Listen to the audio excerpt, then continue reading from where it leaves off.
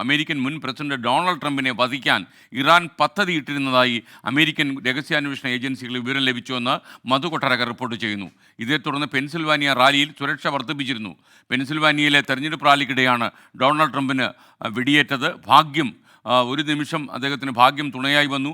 അദ്ദേഹം ഒന്ന് ജസ്റ്റ് ഒരു വീഡിയോ വാളിലേക്ക് മുഖം നോക്കാനായിട്ട് ഒന്ന് തിരിഞ്ഞപ്പോൾ സൈഡിലൂടെ ചെവിക്കടുത്തുകൂടെ വെടിയുണ്ട പാഞ്ഞു പോവുകയായിരുന്നു. വിശദാംശങ്ങളുമായി അമേരിക്കയിൽ നിന്ന് മധു കൊട്ടാരക്കര തത്സമയം ചേരുന്നു. Madhu, good morning. വിശദാംശങ്ങൾ. ഗുഡ് മോർണിംഗ് എസ്കെൻ. ഡൊണാൾഡ് ട്രംപിനെ തെരഞ്ഞെടുപ്പ് പ്രചരണത്തിനിടയിൽ വധിക്കുവാൻ ഇറാൻ പദ്ധതിയിട്ടതായി ആഴ്ചകൾക്ക് മുമ്പ് തന്നെ US രഹസ്യാന്വേഷണ ഏജൻസികൾക്ക് വിവരം ലഭിച്ചിരുന്നു. ഇതിനെ തുടർന്ന് ഈ US നാഷണൽ സെക്യൂരിറ്റി കൗൺസിൽ തുടർച്ചയായിട്ട് സീക്രട്ട് സർവീസിനെ ബന്ധപ്പെട്ടുകൊണ്ടിരിക്കുകയും അതുപോലെ പെൻസിൽവേനിയ ബട്ട്ലറിൽ ട്രംപിനെ വധിക്കാൻ ശ്രമിച്ച ആ സ്ഥലത്തെ സുരക്ഷ പതിവിലും കൂടുതൽ വർദ്ധിപ്പിക്കുകയും ഒക്കെ ചെയ്തിരുന്നു. പക്ഷേ ഈ തോമസ് മാത്യു ക്രൂക്സ് നടത്തിയ വധശ്രമത്തിന് ഇറാന്റെ പദ്ധതിയുമായി യാതൊരു ബന്ധവുമില്ലെന്നാണ് രഹസ്യാന്വേഷണ ഏജൻസികൾ പറയുന്നത്. വധഭീഷണിയെക്കുറിച്ച് ശനിയാഴ്ചയ്ക്ക് മുമ്പ് തന്നെ ട്രംപ് ക്യാമ്പയിനെയും ഇവർ അറിയിച്ചിരുന്നു. പക്ഷേ ഇറാൻ ആണെന്ന് രഹസ്യാന്വേഷണ ഏജൻസികൾ ട്രംപിനോടോ അല്ലെങ്കിൽ ട്രംപിന്റെ ടീമിനോടും പറഞ്ഞിട്ടില്ലായിരുന്നു. പക്ഷേ ഇത്രയധികം സുരക്ഷയൊക്കെ വർദ്ധിപ്പിച്ചിട്ടും ഒരാൾ വെയർഹൌസിന്റെ മുകളിൽ കയറി ട്രംപിന് നേരെ വെടിയുതിർക്കുന്നത് തടയുവാൻ സാധിക്കാതെ പോയത് ഈ സീക്രട്ട് സർവീസിന്റെ ക്രെഡിബിലിറ്റിയെ തന്നെ ചോദ്യം ചെയ്യുന്ന ഒരു സംഭവമായി മാറിയിരിക്കുകയാണ്.